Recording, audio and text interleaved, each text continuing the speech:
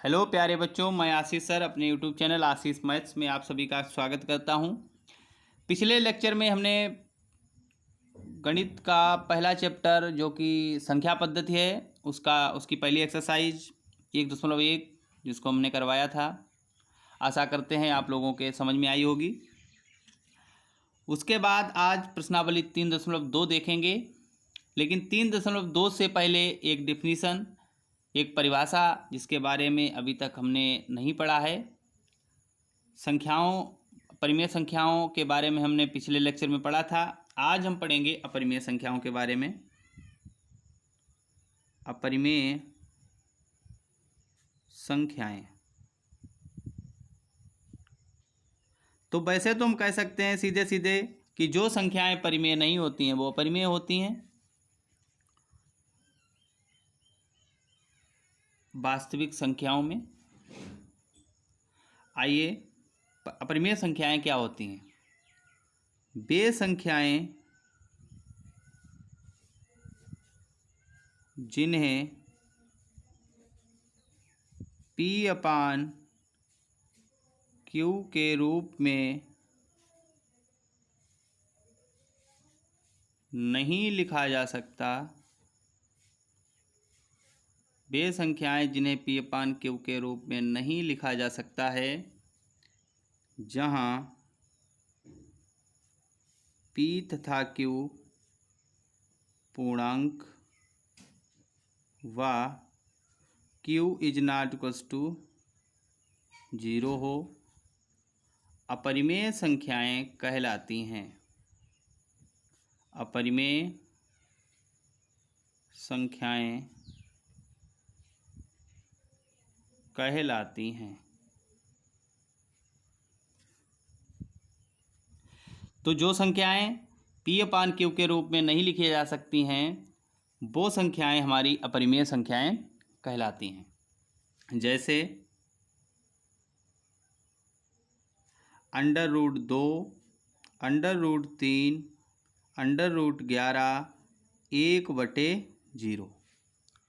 देखो, जब जीरो नीचे हर मतलब जो Q वाला है वो जीरो नहीं होता है तो परिमेय संख्या हो जाती है। यदि हर जीरो हो जाएगा किसी भी संख्या का तो वो अपरिमेय संख्या बन जाती है। और इसमें पाई होता है आदि। आज बहुत सी अपरिमेय संख्याएं हमारी होती हैं। तो ये है अपरिमेय संख्याएं। अपरिमेय संख्याओं के बारे में आज हमने आप लोगों को बताया है। इससे संबंधित क्वेश्चंस हमारी इस प्रश्नावली में अगली में आने वाले हैं, प्रश्नावली 1.2 में।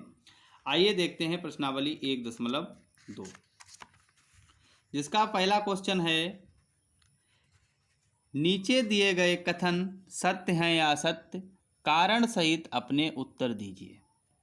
जिसका प्रथम क्वेश्चन है, दो अपरिमेय संख्याओं का गुणनफल सदैव अपरिमेय होता है। तो यहाँ पर दो अपरिमेय संख्याएं हैं जिनका गुणनफल सदैव अपरिमेय होता है, ये कहा गया है। तो देखते हैं, दो अपरिमेय संख्याएं लेते हैं, फिर उनका गुणा कराकर हम देखेंगे। तो यहाँ पर हम कोई दो अपरिमेय संख्याएं ले लेते हैं। जैसे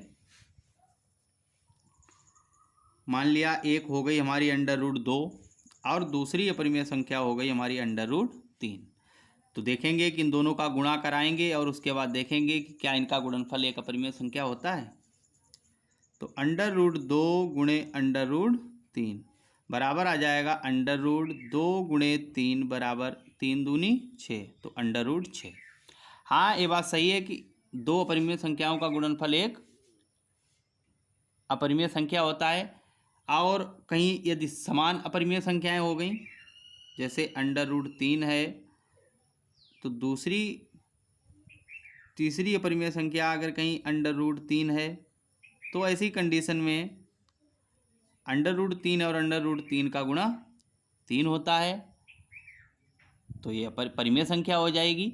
तो सदैव जो लगा है इससे एक कथन स्पष्ट होता है कि दो अपरिमेय संख्याओं का गुणनफल एक अपरिमेय संख्या हो सकता है यदि वो असमान अपरिमेय संख्याएं हों। यदि समान परिमेय संख्याएं हैं तो ऐसा नहीं हो सकता है। तो यदि दो समान अपरिमेय संख्याओं का गुणा करेंगे तो सदैव एक परिमेय संख्या ही हमें प्राप्त होगी। तो ये कथन हमारा असत्य है। उसके बाद है दो अपरिमेय संख्याओं का योगफल सदैव अपरिमेय होता है। तो यहाँ पर यही दो अपरिमेय संख्याएं हम ले लेते हैं, तो यदि इनका हम योगफल करेंगे तो इतना ही रहेगा। उसके बाद यदि हम दो समान अपरिमेय संख्याओं का योगफल करेंगे, जैसे √3 है और दूसरी अपरिमेय संख्या √3 है, तो इनका योगफल करेंगे तो 1 और 1 2, 2 √3 हो जाएगा। और यहाँ पर देखिए ये परिमेय संख्या है, ये अपरिमेय संख्या है, दोनों का गुणनफल हो रहा है। तो परिमेय और अपरिमेय संख्या का गुणनफल भी एक अपरिमेय संख्या होता है। तो ए वाला कथन बिल्कुल सत्य है कि दो अपरिमेय संख्याओं का योगफल सदैव अपरिमेय संख्या होता है, चाहे वो समान हो या वो असमान अपरिमेय संख्याएं हों। उसके बाद नेक्स्ट क्वेश्चन है हमारा √5 एक अपरिमेय संख्या है। तो वो तो उदाहरण में भी हमारे आया है कि √5 एक अपरिमेय संख्या है, तो ये तो सत्य है। उसके बाद 3.23 एक अपरिमेय संख्या है। ये 3.23 एक शांत दशमलव संख्या है, इसलिए यह एक अपरिमेय संख्या है। 3.23 जो है वो एक परिमेय संख्या है, यहाँ पर दे दिया गया अपरिमेय संख्या है। अपरिमेय संख्या का दशमलव रूप शांत नहीं होता है, शांत जो होता है वो हमारी परिमेय संख्या का दशमलव रूप होता है। तो ये कथन असत्य है हमारा। उसके बाद नेक्स्ट में कहा गया है कि 22/7 एक अपरिमेय संख्या है। तो 22/7 एक अपरिमेय संख्या है, इसमें कहा गया है, जबकि 22 एक पूर्णांक है और 7 भी एक हमारा पूर्णांक है, और ऊपर भी पूर्णांक है नीचे भी पूर्णांक है, अर्थात p भी पूर्णांक है, q भी पूर्णांक है और q जीरो भी नहीं है। तो यह एक परिमेय संख्या है, लेकिन कह रहा है कि एक अपरिमेय संख्या है, तो यह भी कथन हमारा असत्य है। उसके बाद है अंतिम क्वेश्चन, परिमेय संख्या तथा अपरिमेय संख्या का गुणनफल सदैव एक अपरिमेय संख्या है। परिमेय संख्या तथा अपरिमेय संख्या का गुणनफल सदैव एक अपरिमेय संख्या है। ये बिल्कुल कथन सत्य है। जैसे मान लिया 3 है और √7 है, तो यदि हम इनका गुणनफल करेंगे तो 3 √7 रहेगा, जो एक अपरिमेय संख्या होगी। इस प्रकार से कोई भी आप परिमेय संख्या लें और एक अपरिमेय संख्या लें, उनका यदि गुणनफल हम निकालेंगे तो सदैव एक अपरिमेय संख्या ही आएगा। तो ये कथन बिल्कुल सत्य है। उसके बाद अगला क्वेश्चन है हमारा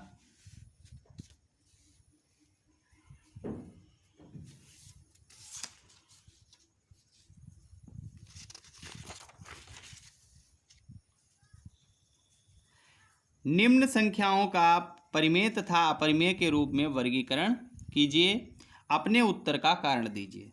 जैसे पहला क्वेश्चन है √3/81, इसका परिमेय तथा अपरिमेय के रूप में वर्गीकरण करना है, अर्थात अंदर जो संख्या लिखी हुई है उसके अभाज्य गुणनखंड करके हमें बाहर निकालने जो निकल रहा है, और जो नहीं निकलता है उसको अंदर रखना है।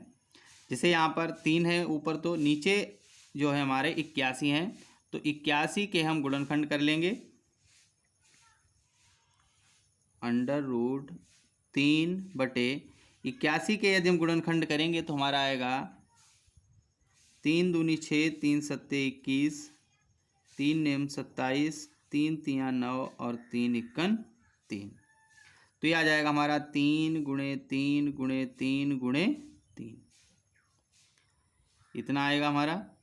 तो यहाँ पर देख सकते हैं नीचे से 1 और 2 जोड़े हमारे बन जाएंगे नीचे से, तो दोनों जोड़े बाहर निकल आएंगे। ऊपर 1 है और 1 है, 1 का जोड़ा बन जाएगा, तो ऊपर से 1 आ गया, नीचे से 3 × 3 बाहर आ गया, तो अंदर बचा हमारा √3, अर्थात 1/3 तियाँ 9 और √3।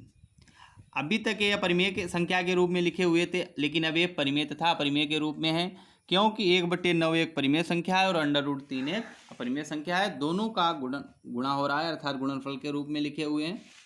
उसी प्रकार से हमारा दूसरा क्वेश्चन है √192। तो अब 192 के भी हम गुणनखंड कर लेंगे।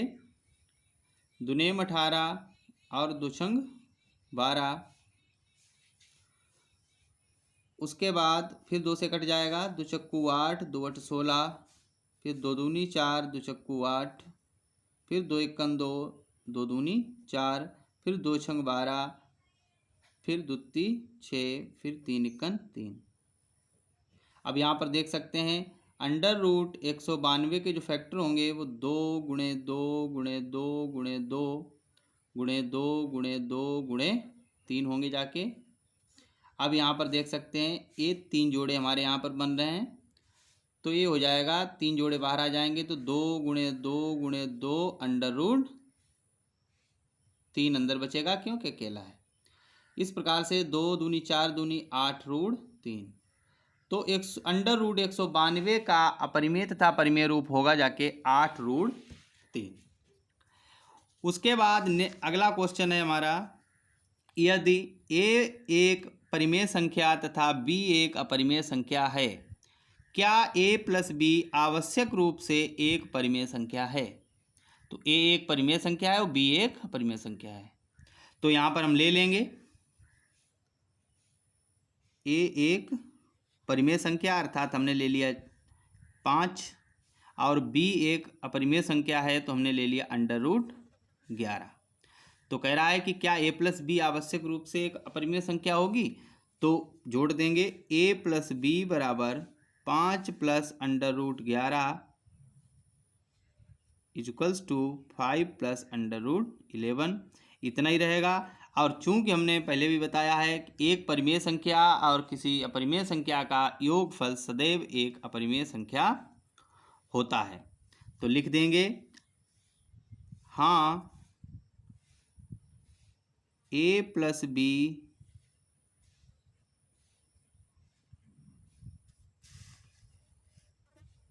आवश्यक रूप से एक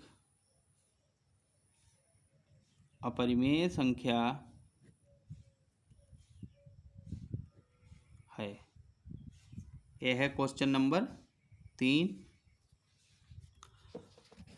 उसके बाद हमारा क्वेश्चन नंबर 4 है,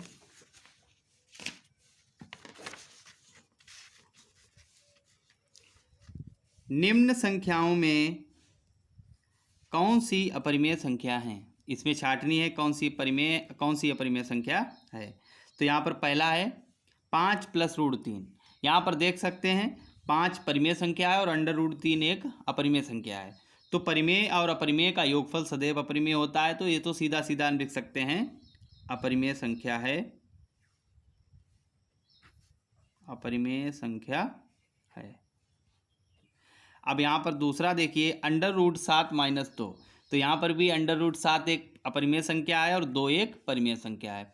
तो किसी भी परिमेय संख्या से अपरिमेय संख्या या अपरिमेय संख्या से परिमेय संख्या को यदि घटाया जाता है तो घटाने के बाद जो आता है वो एक अपरिमेय संख्या ही आता है। तो यहाँ पर भी सीधे लिख सकते हैं हम अपरिमेय संख्या है।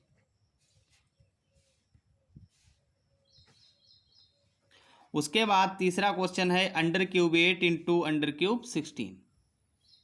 यहाँ पर अब हमें देखना होगा, इसको सॉल्व करना होगा जानने के लिए। तो under cube 8 into under cube 16, तो फैक्टर कर लेंगे। तो अंडर क्यूब 8 के आएंगे 2 गुणे 2 गुणे 2 whole of into under cube 2 दूनी 4 दूनी 8 दूनी 16। यहाँ पर देख सकते हैं 3 का जोड़ा बन जाएगा, यहाँ पर भी 3 का बन जाएगा। तो यहाँ इसका मान तो 2 आ गया, 2 बाहर आ गया, अंदर कुछ नहीं बचा, 1 बचा। और चूंकि 1 का वर्गमूल 1 होता है तो वो 1 हो जाएगा। यहाँ 2 बाहर आ जाएगा और अंदर बचेगा अंडर क्यूब 2। तो 2 दूनी 4 हो गया, अब यहाँ हो गया अंडर क्यूब 2। अब यहाँ पर देख सकते हैं 4 एक परिमेय संख्या है, लेकिन अंडर क्यूब 2 जो है वो एक अपरिमेय संख्या है। तो परिमेय और अपरिमेय का गुणनफल भी एक अपरिमेय संख्या होता है। तो इस प्रकार से यह भी एक अपरिमेय संख्या है।